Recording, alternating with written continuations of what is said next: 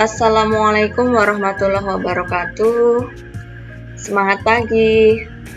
Apa kabar anak-anak didikku semuanya? Oke, selamat datang kembali di channel YouTube Belajar Bareng. Kali ini Ibu akan nemenin kalian belajar tentang pelajaran PPKN kelas 11 bab 2 tentang sistem dan dinamika demokrasi Pancasila. Ini merupakan bagian yang kedua ya, yaitu tentang periodisasi perkembangan demokrasi Pancasila. Silakan bagi kalian yang sedang berada di rumah, bisa dibuka bukunya halaman 51 sampai 56. Oke, di sini Ibu tidak menampilkan wajah ya, hanya suara, supaya kalian lebih fokus dalam belajar. Dan juga Ibu bisa membuatnya di waktu yang fleksibel, bisa malam hari, dan seterusnya. Kalau sekarang Ibu membuatnya tepat pada pukul 3.38, Kamis 28 Oktober 2001. Disebutkan, biar tercatat sebagai sejarah. Oke, kita langsung mulai ya pelajaran kita. Sebelum kita belajar, akan lebih baik kalau kita tahu tujuan pembelajaran ya, supaya lebih fokus dan jelas. Oke, yang pertama tujuannya adalah untuk memahami dinamika penerapan demokrasi di Indonesia. Yang kedua, memahami upaya membangun kehidupan yang demokratis di Indonesia. Yang ketiga, mengkaji sistem dan dinamika demokrasi Pancasila sesuai dengan Undang-Undang Dasar Negara Republik Indonesia tahun 1945. Yang keempat, menyajikan hasil kajian tentang sistem dan dinamika demokrasi Pancasila sesuai dengan Undang-Undang Dasar Negara Republik Indonesia tahun 1945. Nah, menyajikan hasil kajian ini bisa dalam bentuk lisan dan tulisan ya. Dalam bentuk lisan itu nanti kalian bisa lakukan ketika kita belajar di kelas berdiskusi. Coba disampaikan kembali, baik itu dalam bentuk penjelasan pertanyaan maupun menyatakan pendapat. Sedangkan dalam bentuk tulisan ya bisa kalian lakukan ketika proses pembelajaran di kelas ataupun ketika evaluasi atau ulangan harian. Oke, langsung masuk ke materi ya. Coba diingat-ingat lagi pelajaran kita di bagian 1 itu tentang prinsip-prinsip ya, membahas tentang prinsip-prinsip demokrasi baik menurut para ahli maupun prinsip demokrasi Pancasila yang ada di Indonesia.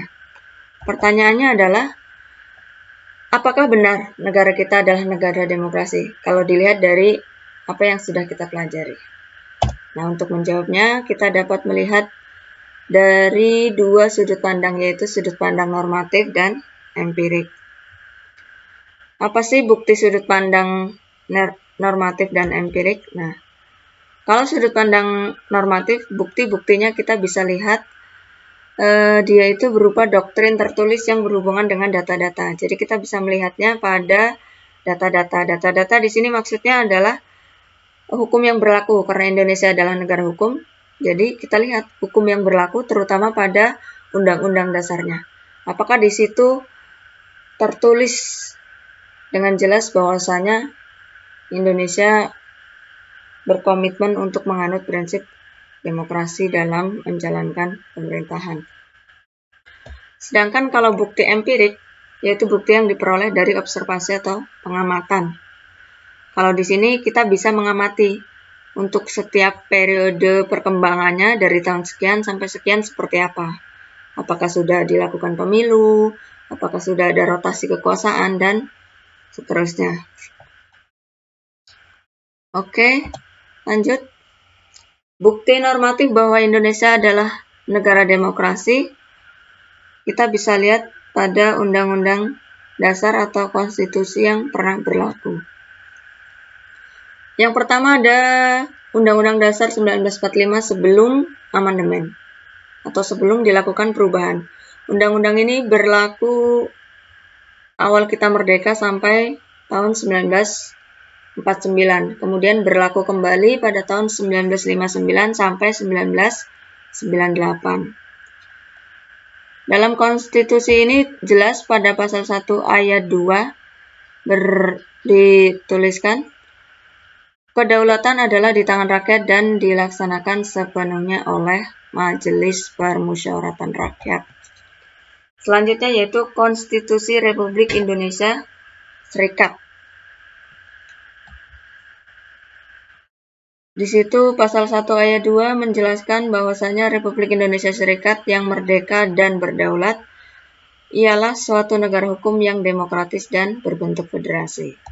Kemudian pada pasal 1 ayat 2-nya, kekuasaan kedaulatan Republik Indonesia Serikat dilakukan oleh pemerintah bersama-sama Dewan Perwakilan Rakyat dan Senat. Nah, di sini kita bisa melihat dari kata kedaulatan adalah di tangan rakyat. Ya, itu adalah ciri utama demokrasi. Jadi di sini rakyat sebagai pemegang kekuasaan tertinggi. Kemudian pada konstitusi RIS juga demikian. Republik Indonesia Serikat yang merdeka dan berdaulat ialah negara hukum yang demokratis. Di sini lebih jelas lagi. Pada ayat 2-nya, kekuasaan kedaulatan Republik Indonesia Serikat dilakukan oleh pemerintah bersama-sama DPR. Jadi di sini rakyat di sini dalam bentuk perwakilan dan senat. Jadi perwakilan rakyat di sini ada dua, ada DPR dan senat. Oke, kita lanjut. Pada Undang-Undang Dasar Sementara tahun 1950. Ini berlaku mulai dari tahun 1950 sampai 1959. Disebutkan pada pasal 1 ayat 1, Republik Indonesia yang merdeka dan berdaulat ialah suatu negara hukum yang demokratis dan berbentuk kesatuan. Pasal 2-nya, kedaulatan Republik Indonesia adalah di tangan rakyat dan dilakukan oleh pemerintah bersama-sama dengan Dewan Perwakilan Rakyat. Terakhir, itu pada Undang-Undang Dasar tahun 1945 yang setelah diamandemen, yaitu yang berlaku mulai dari tahun 1999 ya, amandemen pertama, sampai dengan sekarang. Pada pasal 1 ayat 2 di situ disebutkan kedaulatan berada di tangan rakyat dan dilaksanakan menurut Undang-Undang Dasar. Nih kita cek lagi. Di sini berdaulat. Republik Indonesia yang merdeka dan berdaulat ialah suatu negara hukum yang demokratis. Sama seperti di Konstitusi RIS, hanya beda di sini. Kalau di Konstitusi RIS itu bentuknya federasi, di sini kesatuan. Kemudian pada pasal ayat 2-nya, di pelaksananya adalah Dewan Perwakilan Rakyatnya, di sini hanya DPR ya, parlemennya. Kalau di Konstitusi RIS ada dua, DPR dan Senat. Selanjutnya di undang-undang yang berlaku dari tahun 1999 sampai sekarang, kedaulatan berada di tangan rakyat. Nah, jadi secara normatif itu jelas dan tegas bahwasanya Indonesia adalah negara demokrasi. Kemudian sekarang kita coba lihat bukti empirisnya, bukti empirik. Apakah dalam penerapannya itu benar-benar sesuai dengan prinsip demokrasi atau bukan? Apa bukti empirik bahwa Indonesia adalah negara demokrasi? Untuk menjawabnya, ada 5 indikator untuk melihat apakah suatu sistem pemerintahan telah menerapkan prinsip demokrasi atau tidak. Indikator ini diungkapkan oleh Afan Ghaffar. Yang pertama adalah akuntabilitas, yaitu pertanggungjawaban. Maksudnya adalah, jadi setiap pemegang jabatan politik itu yang dipilih oleh rakyat harus dapat mempertanggungjawabkan kebijakan yang hendak dan telah ditempuhnya. Bahkan tidak hanya itu, ia juga harus dapat mempertanggungjawabkan ucapan atau kata-katanya, serta yang tidak kalah pentingnya adalah perilaku dalam kehidupan yang pernah terjadi, sedang terjadi, dan yang akan dijalaninya. Jadi pertanggungjawaban ini bahkan tidak hanya menyangkut dirinya sendiri, tapi juga menyangkut keluarga dalam arti luas, yaitu perilaku anak, istri, dan juga keluarganya, terutama yang berkaitan dengan jabatannya. Yang kedua, terjadi rotasi kekuasaan.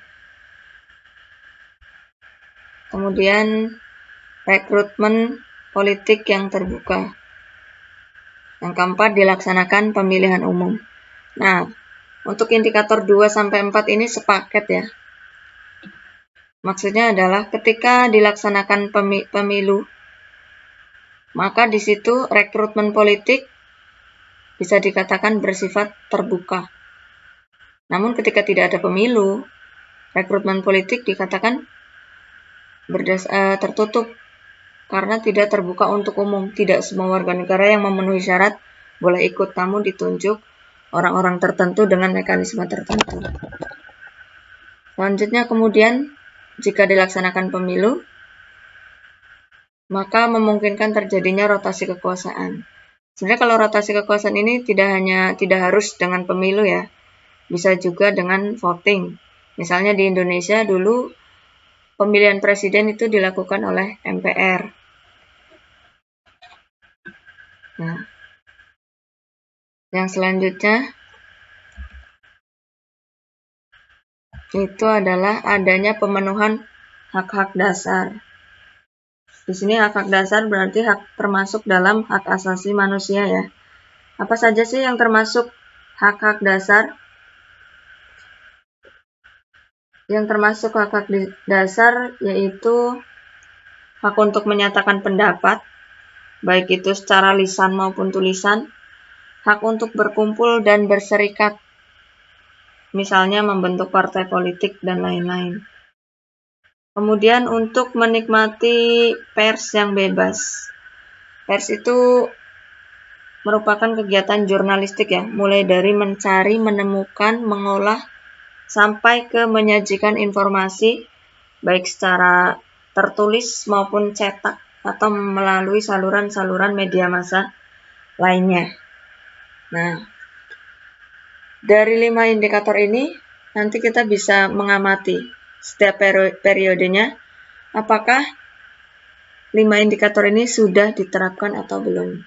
Dari situ kita bisa mengatakan, oh ternyata periode ini begini, dan seterusnya. Kita lanjut memasuki ke periode yang pertama, yaitu pelaksanaan demokrasi di Indonesia. Periode tahun 1945 atau awal kemerdekaan sampai 1949. Periode ini dikenal dengan revolusi kemerdekaan karena kita baru-baru banget merdeka ya. Hal-hal yang terjadi di sini, pelaksanaan demokrasi baru terbatas pada berfungsinya pers.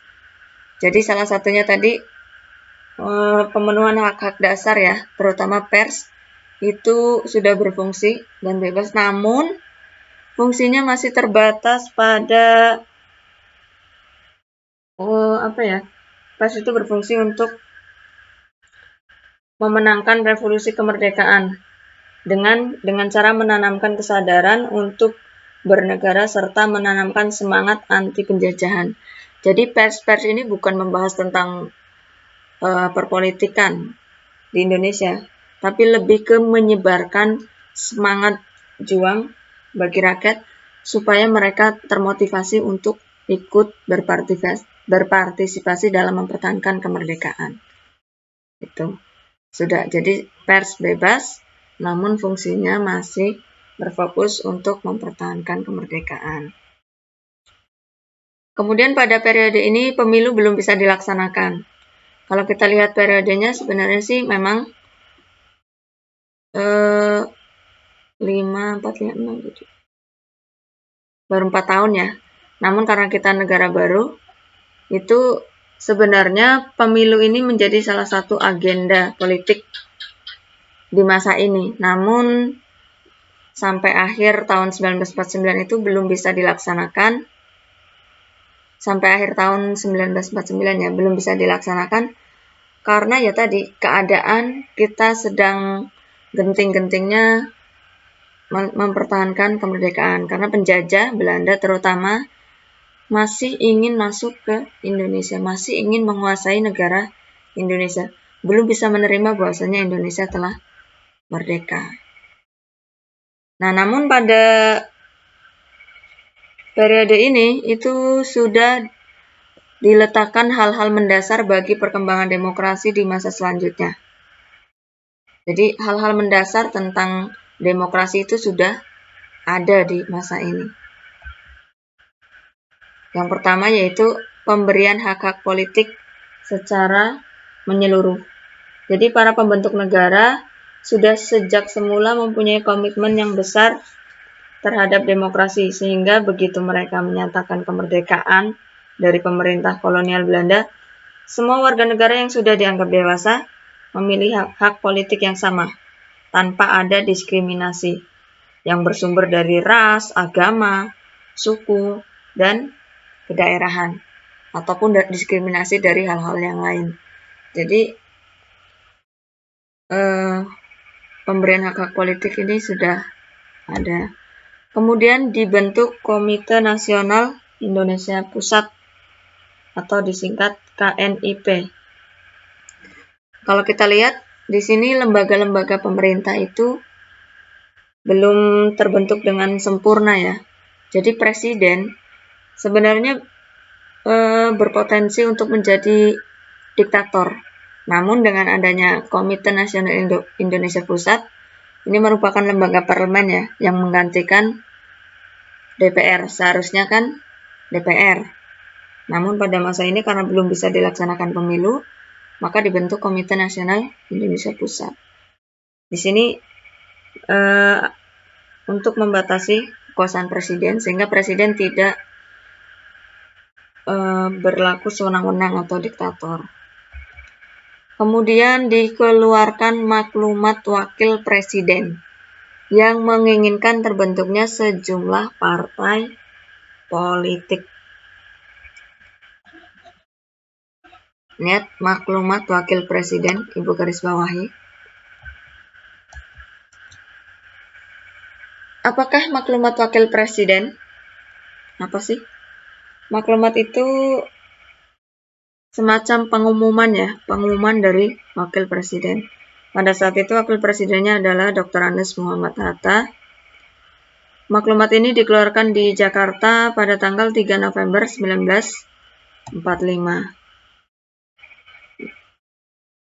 Intinya maklumat ini itu berisi tentang anjuran untuk membentuk partai politik. Dengan catatan partai politik tersebut nantinya harus ikut berjuang mempertahankan kemerdekaan. Nah, isi lebih detailnya tentang maklumat tersebut yaitu yang pertama, pemerintah menyukai timbulnya partai politik karena dengan adanya partai-partai itulah dapat dipimpin ke jalan yang teratur segala aliran paham yang ada dalam masyarakat. Kemudian, pemerintah berharap supaya partai politik itu telah tersusun sebelum dilangsungkan pemilihan anggota Badan-Badan Perwakilan Rakyat pada bulan Januari 1946. Oke, ada beberapa kesalahan ya. Ini double. Sambil Ibu edit. Oke, jadi di masa ini sebenarnya pemilu itu sudah menjadi agenda politik di masa ini. Itu diagendakan pada bulan Januari. Namun dalam penerapannya, kenyataannya karena kita masih sibuk dengan upaya mempertahankan kemerdekaan, sehingga sampai akhir tahun 1949 pada periode ini belum bisa dilaksanakan pemilu. Oke, kita lanjut. Nah, partai politik apa saja sih yang terbentuk sebelum akhir Desember tahun 1945 sesuai dengan maklumat Wakil Presiden? Oke, yang pertama dari kalangan Islam ya, itu ada Masyumi, Majelis Syura Muslimin Indonesia. Ini merupakan satu-satunya partai dari agama Islam. Kemudian bukan hanya dari kalangan orang-orang Islam saja yang merespon, tapi dari kalangan nasionalis juga merespon adanya maklumat ini dengan terbentuknya berbagai partai politik. Di antaranya ada PKI, Partai Komunis Indonesia, PBI, Partai Buruh Indonesia, PRJ, Partai Rakyat Jelata, Parkindo, Partai Kristen Indonesia, PSI, Partai Sosialis Indonesia, PRS, Partai Rakyat Sosialis, PKRI, Partai Katolik Republik Indonesia, Permai, Partai Marhen Indonesia, dan terakhir PNI, Partai Nasional Indonesia. Ini adalah 10 partai pertama yang terbentuk pada periode ini. Untuk yang selanjutnya, di periode selanjutnya, partai politik tersebut terus berkembang hingga pada waktu tertentu ada pengekangannya. Jadi 10 partai ini awalnya bertujuan untuk mengikuti pemilu yang akan dilaksanakan, namun karena kondisi tadi, maka partai-partai ini justru arahnya lebih ke untuk mempertahankan kemerdekaan. Oke, kita masuk ke periode yang kedua, yaitu periode pelaksanaan demokrasi di Indonesia, periode tahun 1945 sampai 1959. Nah, apa saja yang terjadi di periode ini? Yang pertama, terjadi 2 kali pergantian Undang-Undang Dasar. 2 kali. Yang pertama apa? Itu pergantian dari Undang-Undang Dasar 1945 ganti menjadi Konstitusi RIS pada 27 Desember 1949. Kemudian dari Konstitusi RIS ganti menjadi Undang-Undang Dasar Sementara 1950 pada tanggal 17 Agustus 1950. Jadi Konstitusi RIS ini berlaku tidak sampai 1 tahun ya. Kalau terhitung dari 27 Desember sampai Agustus itu hanya 8 bulan. Apa sih yang membedakan kalau kita menggunakan Konstitusi RIS ataupun Undang-Undang Dasar 1950? Yang pertama, di Konstitusi RIS bentuk negara kita adalah serikat atau federasi. Bentuk pemerintahan republik, sistem pemerintahan kuasi parlementer. Sedangkan kalau di Undang-Undang Dasar 1950, bentuk negara kesatuan. Jadi kembali lagi seperti Undang-Undang Dasar 1945, negara kesatuan. Bentuk pemerintahan tetap republik dan sistem pemerintahannya parlementer.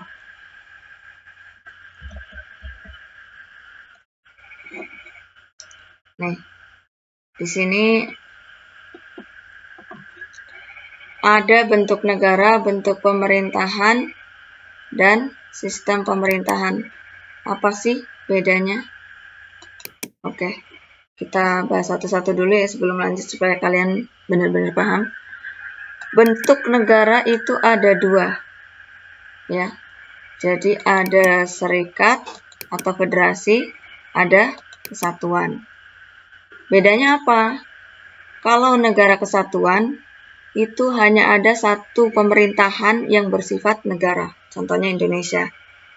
Yang disebut pemerintah pusat atau yang bersifat negara itu hanya pemerintahan negara Indonesia, sedangkan pemerintahan-pemerintahan yang lain itu adalah pemerintahan daerah, daerah provinsi, daerah kabupaten, dan seterusnya.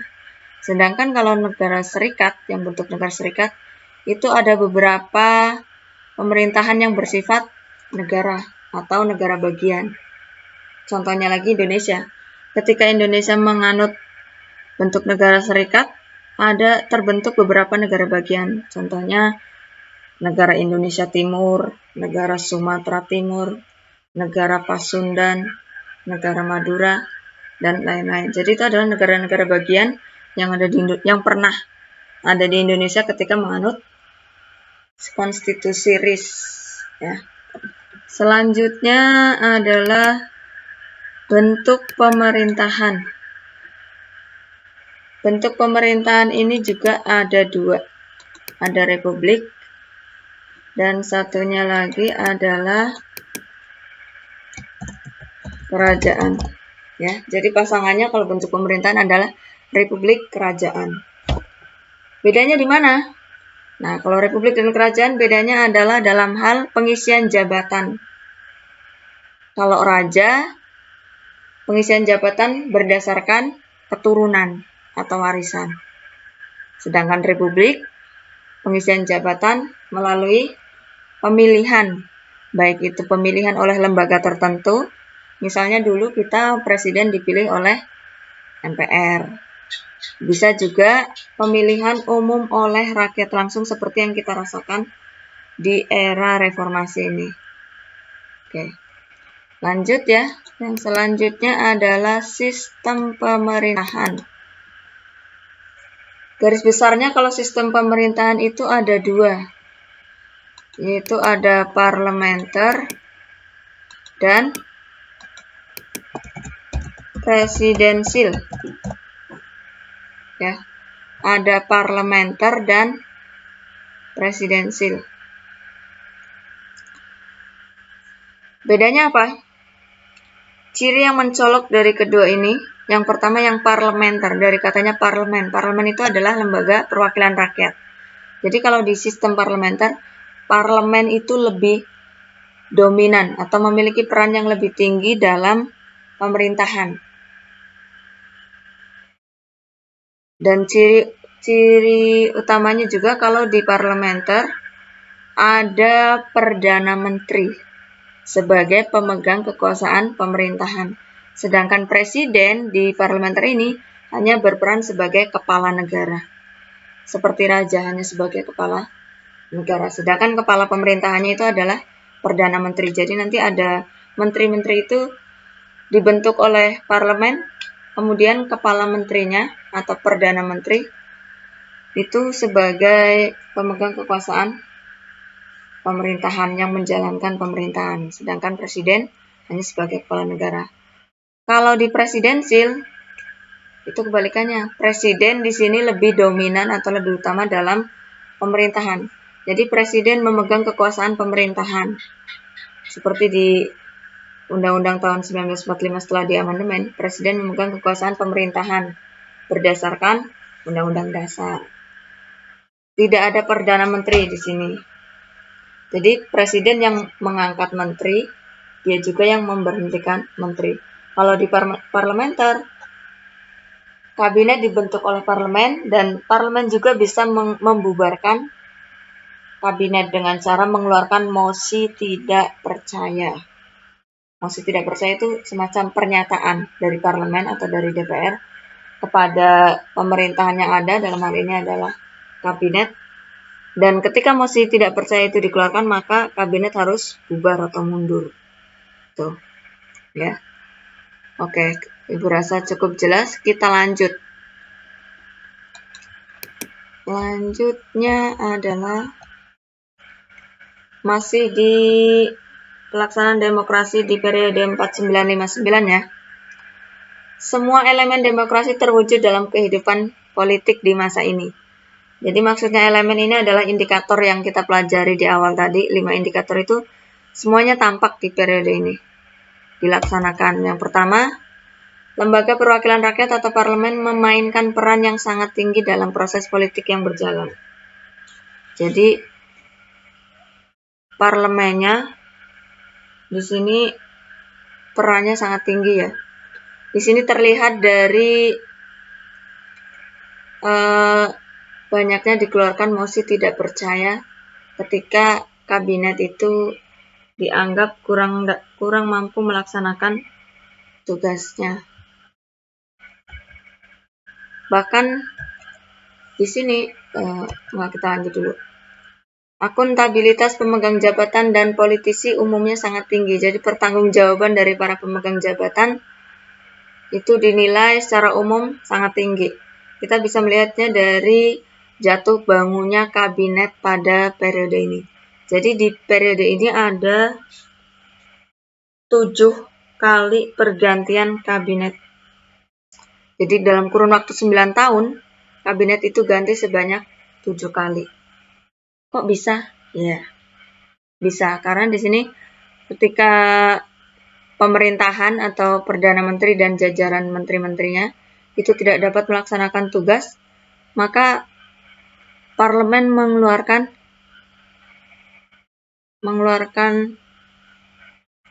mosi tidak percaya. Di sini parlemennya pada saat itu adalah MPR ya, yang anggota-anggotanya adalah anggota Dewan Perwakilan Rakyat.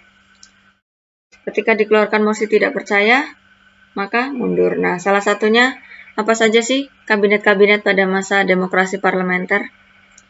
Itu yang pertama ada Kabinet Natsir, Suki Mansuwiryo, ketiga Wilopo, keempat Ali Sastro Amijaya I, kelima Burhanuddin Harahap, keenam Ali Sastro Amijaya II, dan yang ketujuh atau yang terakhir adalah Juanda Kartawijaya.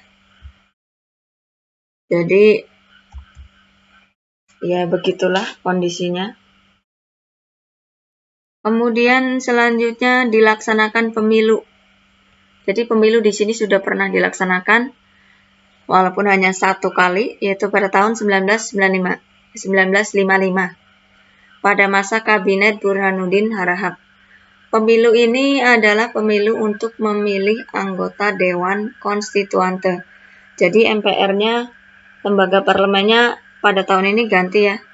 Awalnya MPR, nah setelah pemilu diganti menjadi Dewan Konstituante. Tugas utama Dewan Konstituante itu apa sih? Oke. Jadi Dewan Konstituante ini dibentuk, tujuan utamanya adalah untuk membuat atau membentuk konstitusi negara Indonesia yang tetap. Karena di sini kita kan menggunakan konstitusi UUD 1950 dari katanya aja Undang-Undang Dasar sementara. Jadi konstitusinya bersifat sementara sehingga perlu membentuk konstitusi yang tetap supaya landasan hukumnya tetap.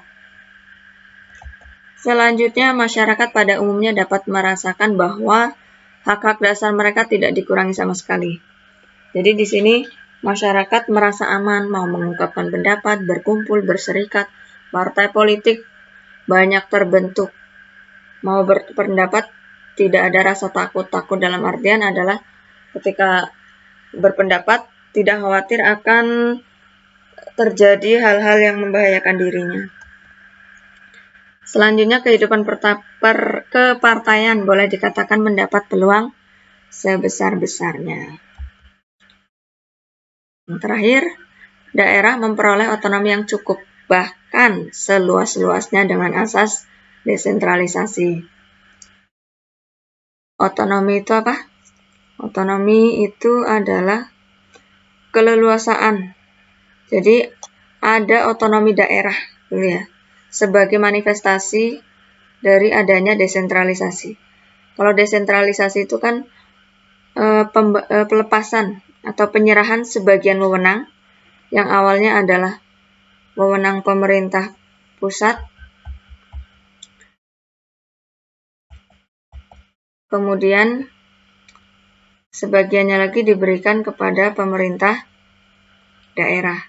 Nah, efek dari atau manifestasi dari adanya desentralisasi yaitu adanya otonomi daerah provinsi maupun kabupaten.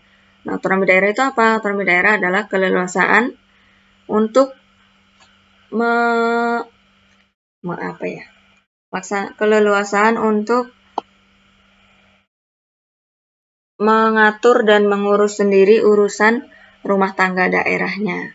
Jadi mau dibuat seperti apa, daerah yang mungkin lebih cenderung daerah pariwisata ataukah pertanian dan lain-lain, itu daerah lebih leluasa atau otonominya itu benar-benar luas, terserah kepala daerahnya, terserah tapi ada batasnya ya, mau dibentuk seperti apa. Bukan lagi menjadi kekuasaan pemerintah pusat. Jadi pemerintah pusat tugasnya lain lagi, hal-hal yang berkaitan dengan hubungan dengan luar negeri misalnya. Nah, di sini tadi dikatakan bahwasanya di periode ini semua elemen demokrasi terwujud dalam kehidupan politik.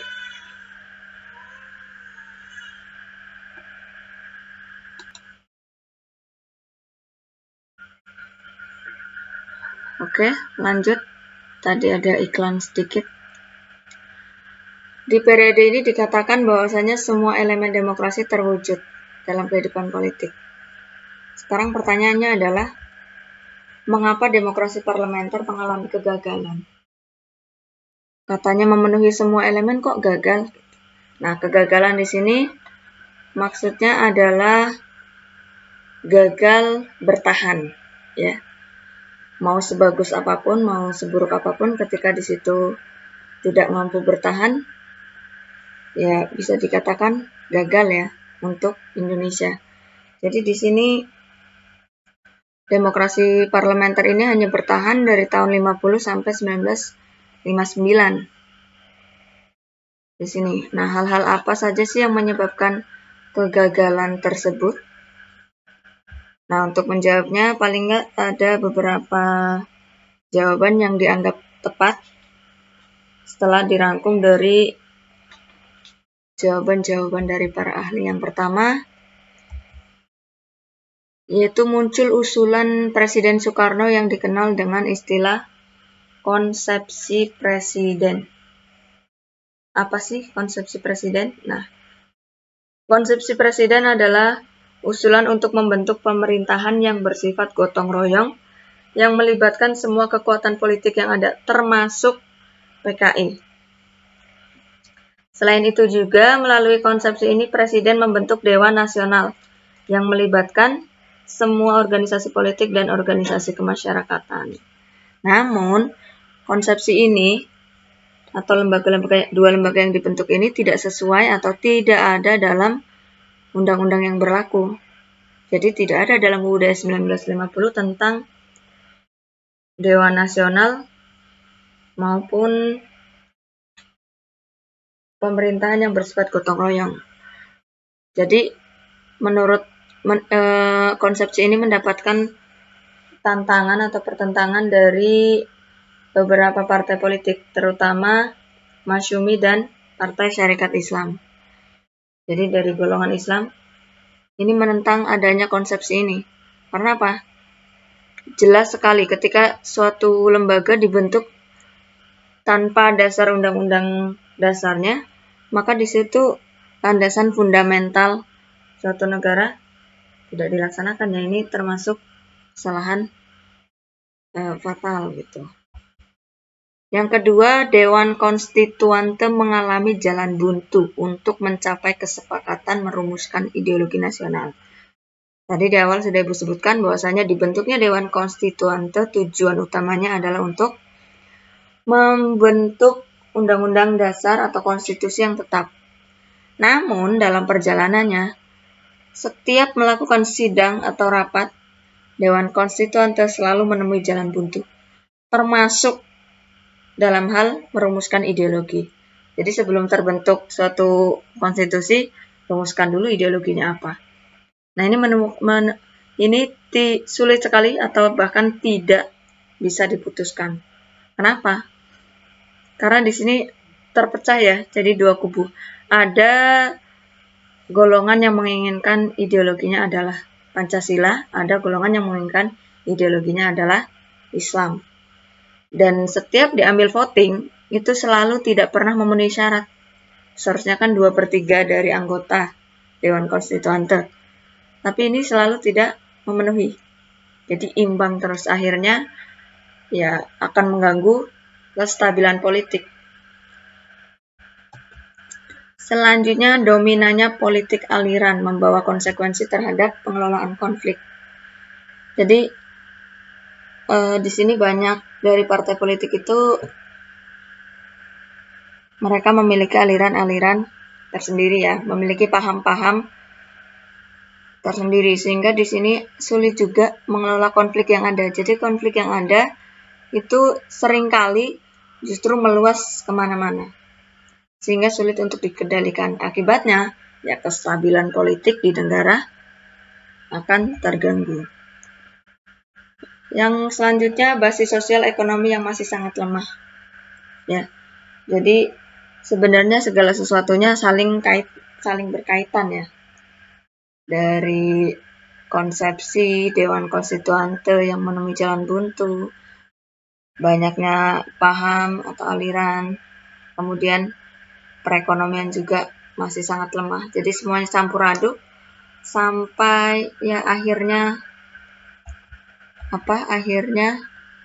berakhirlah masa ini ya.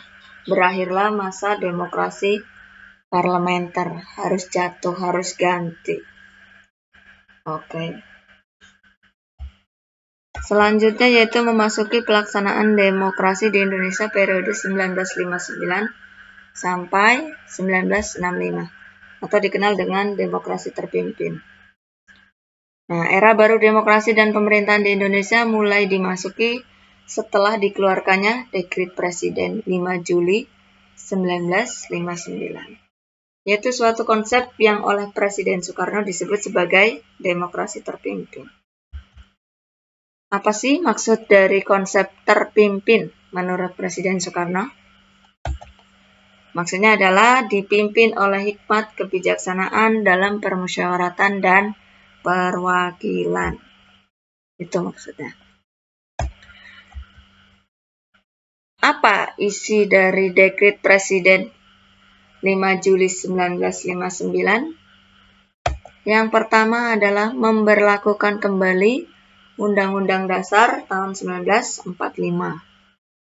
Kemudian membubarkan Dewan Konstituante. Kemudian membentuk MPR sementara dan Dewan Pertimbangan Agung atau Dewan Penasehat Agung sementara. Oke. Jadi berakhirnya periode demokrasi parlementer itu ketika dikeluarkan Dekret Presiden 19 Juli. Kemudian demokrasi terpimpin masuk pada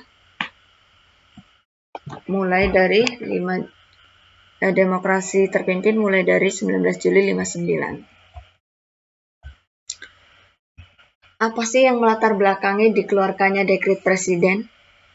Kenapa Presiden mengeluarkan sebuah Dekret Presiden tersebut yang isinya adalah 3 hal tadi? Kenapa kita kembali ke UUD 1945? Kenapa Dewan Konstituante dibubarkan? Dan akhirnya membentuk MPR sementara dan DPA sementara? Jawabannya adalah nih. Karena kinerja Dewan Konstituante yang berlarut-larut membawa Indonesia ke dalam persoalan politik yang sangat pelik tadi. Selalu menemui jalan buntu ketika akan membentuk konstitusi. Sehingga negara dilingkupi oleh kondisi yang serba tidak pasti ya. Karena landasan konstitusional tidak mempunyai kekuatan hukum yang tetap. Landasan konstitusionalnya tadi UUDS 1950. Kemudian situasi seperti ini memberikan pengaruh yang besar terhadap keamanan nasional yang sudah membahayakan persatuan dan kesatuan. Jadi dalam kondisi genting ini udah carut-marut ya, sana-sini banyak yang perlu diperbaiki. Akhirnya Presiden mengeluarkan sebuah dekret. Dekret itu apa sih? Ya semacam keputusan Presiden. Nah, apa yang terjadi setelah dikeluarkannya dekret? Nah, lahirnya demokrasi terpimpin. Yang dimaksudnya tadi adalah dipimpin oleh hikmat kebijaksanaan dalam permusyawaratan dan perwakilan. Apa sih karakteristik utama dari perpolitikan pada era demokrasi terpimpin? Jadi setelah kita keluar dari parlementer, seperti apa sih demokrasi terpimpin yang terlaksana pada saat itu? Yang pertama adalah mengaburnya sistem kepartaian. Kabur ya. Jadi mulai dari tahun ini, periode ini, sistem kepartaian itu kabur. Nggak jelas gitu. Seperti apa maksudnya? Jadi gini, tadi dari awal, mulai dari periode pertama, partai politik mulai bermunculan. Ya, kesempatan mereka untuk berkumpul, berserikat, itu terbuka luas. Namun, di periode ini mulai ngabur. Ngabur apanya? Tujuannya. Rakyat itu berkumpul, berserikat, mengeluarkan pikiran secara lisan maupun tulisan. Dalam hal ini dalam membentuk partai politik, itu tujuan utamanya yang pasti untuk mengisi jabatan politik. Jabatan politik baik itu sebagai kepala negara ataupun sebagai wakil-wakil rakyat terutama. Namun, pada masa ini tidak pernah dilakukan pemilu sama sekali. Akhirnya apa? Ya akhirnya fungsi partai ini menjadi tidak jelas, bukan untuk mengisi jabatan politik. Selanjutnya, peran lembaga legislatif atau parlemen dalam sistem politik nasional menjadi sedemikian lemah. Kalau di parlemen tadi, lembaga parlemen itu memegang kekuasaan yang dominan ya dalam perpolitikan. Nah, di sini itu parlemennya dalam hal ini adalah DPR-GR namanya, itu lemah. Lemah seperti apa? Ya, lemah menurut yang lebih dominan adalah eksekutifnya. Jadi ya apa kata eksekutif ya tinggal dijalankan saja. Jadi kurang berperan di sini. Kemudian hak dasar manusia menjadi sangat lemah juga. Kebebasan pers berkurang. Kemudian sentralisasi kekuasaan menjadi semakin dominan dalam proses hubungan antara pemerintah pusat dan daerah. Jadi di sini hak dasar manusia menyatakan pendapat, itu orang-orang menjadi takut ketika menyatakan pendapat, misalnya mengoreksi tentang pemerintahan itu menjadi takut. Takut itu kenapa? Ya pasti ada konsekuensinya ketika berani menyatakan pendapat, hal-hal buruk tentang pemerintah, melakukan koreksi dan lain-lain. Kemudian kebebasan persnya berkurang. Di periode ini jadi ada beberapa pers itu dicabut izin terbitnya. Kenapa harus dicabut? Ya, karena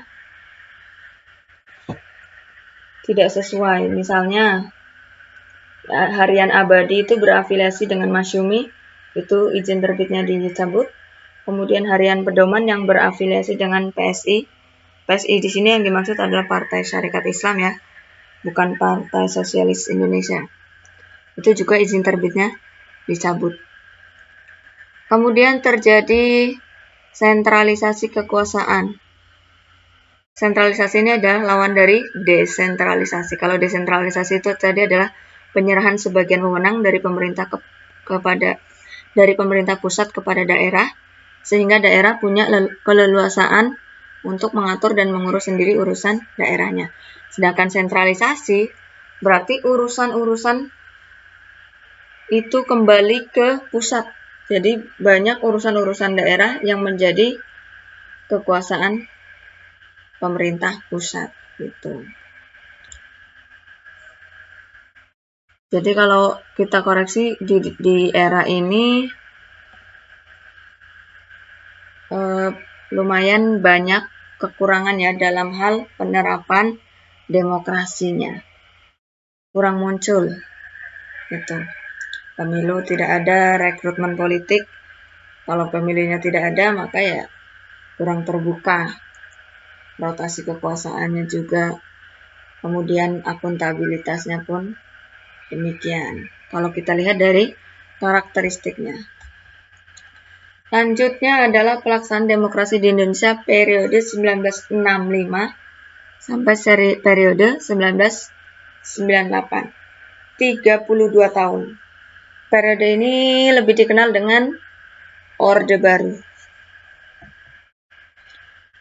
Era baru dalam pemerintahan dimulai setelah melalui masa transisi yang singkat pada tahun 1966 sampai 1968 ketika Jenderal Soeharto dipilih menjadi Presiden RI, yaitu merupakan presiden yang kedua.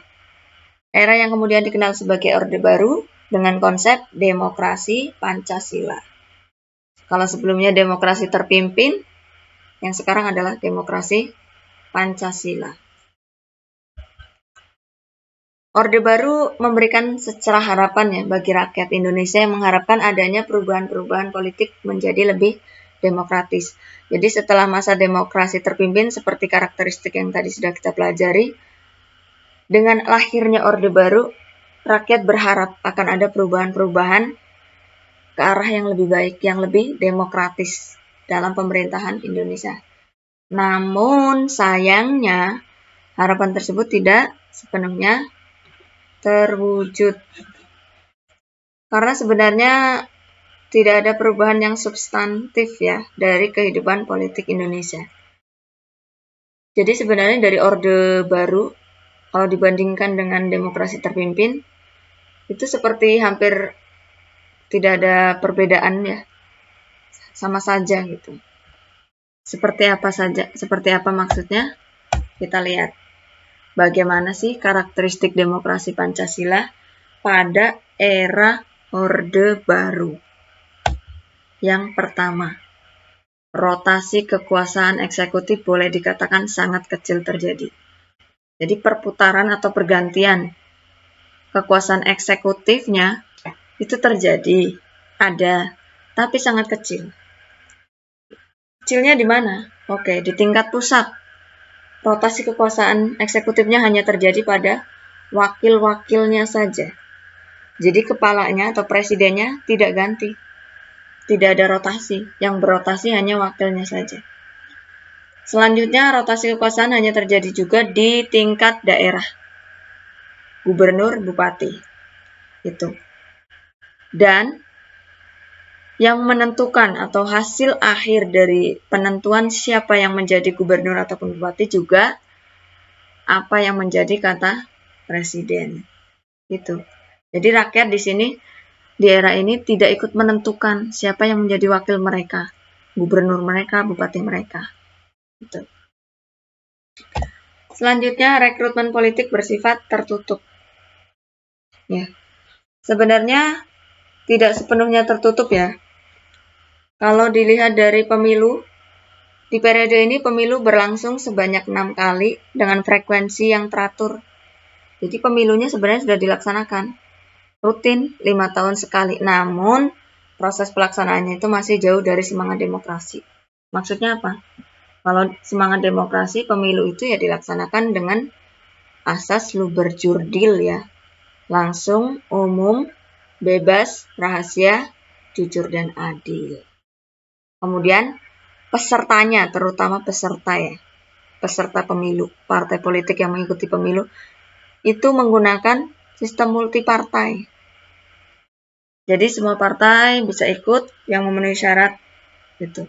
Namun dalam periode ini tidak, partai-partai itu dikekang, dilakukan perampingan-perampingan. Jadi partai yang sudah berkembang biak tadi sebanyak-banyaknya itu dirampingkan. Yang bernada ke agama Islam dikumpul-kumpul menjadi P3. Yang nadanya lebih ke nasional ada PDI dan Golkar. Jadi yang berkompetisi di dalam pemilu ya hanya tiga partai tersebut. Partai-partai yang sudah terbentuk ya terpaksa harus dirampingkan lagi, dipadatkan. Jadi mereka harus bergabung. Gitu. Salah satu contohnya di sini dalam pemilihan DPR ya, anggota DPR sebanyak 500, itu 400-nya dipilih melalui pemilu, Yang 100-nya dipilih melalui secara tertutup. Taunya ada itu. Itu salah satu contohnya tidak sesuai dengan semangat demokrasi. Selanjutnya, terjadi pengekangan hak-hak dasar warga negara. Ya, jadi pers itu dibredel. Banyak media massa ataupun surat kabar yang surat izinnya dicabut. Contohnya kalau di periode ini ada Tempo, Detik, Editor, surat kabar ini dicabut izin edarnya. Pokoknya siapa yang berani lah ibaratnya memberikan pendapat ataupun koreksi kritik, maka akan mendapatkan hal yang tidak seharusnya. Jadi tidak ada perlindungan terhadap hak-hak dasar warga negara. Justru yang terjadi adalah pengekangan.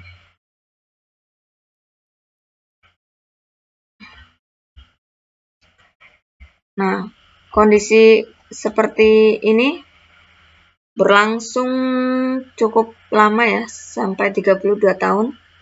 Sampai akhirnya di periode ini banyak mengalami tantangan dari banyak pihak, terutama dari pihak mahasiswa. Di sini selalu melakukan demonstrasi menuntut untuk dilakukan reformasi. Jadi menuntut presiden untuk mundur. Jadi walaupun pada periode yang ke-6 ya, Presiden Soeharto terpilih kembali menjadi presiden dalam sidang MPR. Namun di sini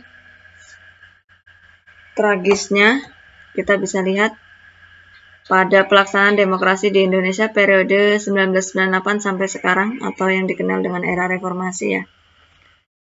Jadi era reformasi dimulai ketika Presiden Soeharto harus mundur dari jabatannya. Pada hari Kamis, 21 Mei 1998,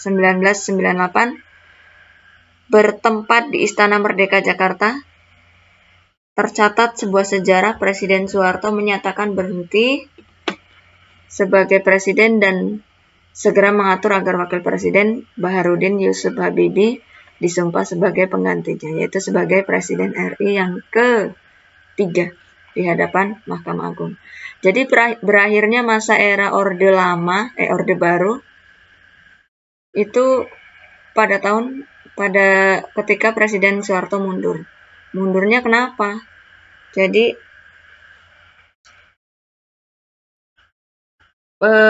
sebanyak 15.000 mahasiswa lebih mengambil alih gedung DPR atau MPR, yang mengakibatkan proses politik nasional lumpuh. Pada saat itu Presiden Soeharto masih menawarkan ya semacam nego lah, berjanji akan mereshuffle beberapa anggotanya di bawahnya. Namun Presiden bersikeras tidak mau. Pinginnya adalah beliau mundur, yang diganti dari pemimpinnya. Akhirnya yaitu terjadilah pengunduran diri oleh Presiden Soeharto. Kalau kita lihat dari pelajaran di bab 1 tentang hak asasi manusia, itu ada tentang tragedi Trisakti yang menewaskan 4 mahasiswa, Semanggi, kemudian kerusuhan Tanjung Priok. Itu semua terjadi di masa ini. Jadi di masa ini, pada akhir masa ini, semua krisis itu terjadi. Ibarat orang sakit itu udah komplikasi, semua si sendi-sendinya itu rusak. Mulai dari krisis ekonomi yang melanda Indonesia pada saat itu, sampai ke krisis politik. Sampai akhirnya berakhirlah era Orde Baru dan memasuki era reformasi. Nah, bagaimana sih karakteristik demokrasi di Indonesia pada era reformasi? Sebenarnya kalian bisa mengamati dari apa yang terjadi sekarang, karena sekarang juga termasuk era reformasi, cuman sudah bukan awal-awal lagi, ya. Jadi di sini yang pertama karakteristiknya adalah diberikannya ruang kebebasan pers sebagai ruang publik untuk berpartisipasi dalam berbangsa dan bernegara. sekarang kita dapat merasakan ya, menyatakan pendapat itu bebas. Yang penting bebas dan bertanggung jawab, ya. Jadi jangan mentang-mentang bebas kemudian tak terbatas ya, tetap ada batas-batasnya, dibatasi dengan undang-undang supaya kita tetap dalam jangkauan bertanggung jawab, bebas tapi bertanggung jawab. Misalnya kita sekarang banyak nonton di televisi, banyak acara-acara di situ yang memancing kita untuk mengungkapkan pendapat seperti ILC, Mata Najwa dan lain-lain. Nah, di situ kita bebas berpendapat, mau mengkritik pemerintah, mau mengoreksi birokrasi di mana-mana itu, kita merasa aman, kita dilindungi oleh undang-undang. Kemudian berlakunya sistem multipartai dalam pemilu tahun 1999. Jadi, yang tadi sudah ada perampingan, pemilu selanjutnya itu multipartai. Banyak partai bisa mengikuti sesuai dengan syarat dan ketentuan yang berlaku. Kemudian pemilu yang dilaksanakan jauh lebih demokratis dari pemilu-pemilu sebelumnya. Kalian bisa mengamati di yang sekarang-sekarang ini aja. Pemilu rutin 5 tahun sekali, baik itu pemilu legislatif maupun pemilu eksekutif atau presiden. Rotasi kekuasaan dilaksanakan mulai dari pemerintah pusat sampai pada tingkat desa. Ya. Jadi karena pemilu tadi sudah dilaksanakan, otomatis rotasi kekuasaan juga berjalan. Pola rekrutmen politik untuk pengisian jabatan politik dilakukan secara terbuka. Jadi 3 paket tadi sudah terlaksana. Sebagian besar ya, hak dasar rakyat dapat terjamin. Hak menyatakan pendapat, berkumpul, berserikat, membentuk sebuah parpol, kebebasan pers itu dapat kita rasakan tanpa ada pengekangan. Oke, demikian pembelajaran kita tentang periodisasi pelaksanaan demokrasi di Indonesia. Sebagai penutup, semoga dengan mempelajari tentang sistem dan dinamika demokrasi Pancasila, mulai dari bagian 1 sampai 2, kita semua dapat mengambil pelajaran berharga untuk menjalankan kehidupan yang lebih baik di masa mendatang. Pelajaran ini bukan untuk memberikan penilaian terhadap orang perorangan, siapa yang baik, siapa yang kurang baik, dan selanjutnya. Tetapi dengan mengetahui dinamika pasang surutnya atau jatuh bangunnya penerapan demokrasi di Indonesia, kita menjadi paham bahwa membangun rumah tangga negara yang menyangkut hajat hidup orang banyak bukanlah hal yang mudah. Ya. Jadi ya pasti akan banyak sekali menghadapi ujian, tantangan, dan lain-lain dari berbagai sendi. Oleh sebab itu, maka membutuhkan persiapan yang matang bagi para penerus bangsa untuk mengisi kemerdekaan. Untuk itu, Ibu berpesan kepada kalian untuk terus belajar di mata pelajaran apapun. Semangatlah dalam belajar. Karena apa? Ilmu adalah alat pengabdian. Jadi kita mengabdi kepada bangsa, negara, agama, itu dengan ilmu. Kita mau menjadi pemimpin dengan ilmu. Kita menjadi rakyat juga harus dengan ilmu. Ingat, jika kamu tidak sanggup menahan lelahnya belajar, maka kamu harus sanggup menahan perihnya kebodohan. Ini kata-kata dari Imam Syafi'i. Ya. Ingat, kalau kalian sekarang merasa lelah, letih, lesu, malas, dan lain-lain, itu adalah ujian, itu adalah bagian dari godaan. Maka kalian harus lawan, harus sanggup menahan lelahnya belajar supaya nanti di hari kemudian kalian tidak menanggung perihnya kebodohan. Ya. Oke, cukup sekian pelajaran dari Ibu ya. Semoga channel YouTube Belajar Bareng ini bermanfaat untuk kalian. Kalian lebih semangat belajar, kalian lebih paham, dan ketika belajar di kelas kalian lebih bersemangat, aktif sesuai harapan kurikulum 2013. pusat pembelajaran adalah peserta didik, bukan guru. Ya, guru sebagai fasilitator, memfasilitasi, menilai kalian dalam belajar. Aktif ya, aktif baik itu aktif bertanya, berpendapat, menyampaikan pernyataan atau jawaban dari pertanyaan teman-temannya. Harapannya dengan ini nanti kalian di kelas belajarnya lebih maksimal ya. Karena kita sudah terlena oleh daring beberapa tahun yang lalu, kemudian sekarang sudah belajar namun masih terbatas waktu, sehingga kita harus belajar di tempat lain, contohnya ya di channel YouTube ini ya. Dan untuk peserta didik, siswa-siswi SMA Negeri 2 Banyuasin 2 atau siapapun yang menonton yang belum subscribe channel ini, boleh deh didukung dengan cara subscribe ya, tidak wajib, tapi diharapkan keikhlasannya untuk like, komen, dan subscribe. Kemudian bagikan jika Anda merasa bermanfaat, bagikan siapa tahu ada orang lain yang mendapatkan manfaat. Sekian dari Ibu. Wassalamualaikum warahmatullahi wabarakatuh. Sampai jumpa di video belajar bareng berikutnya.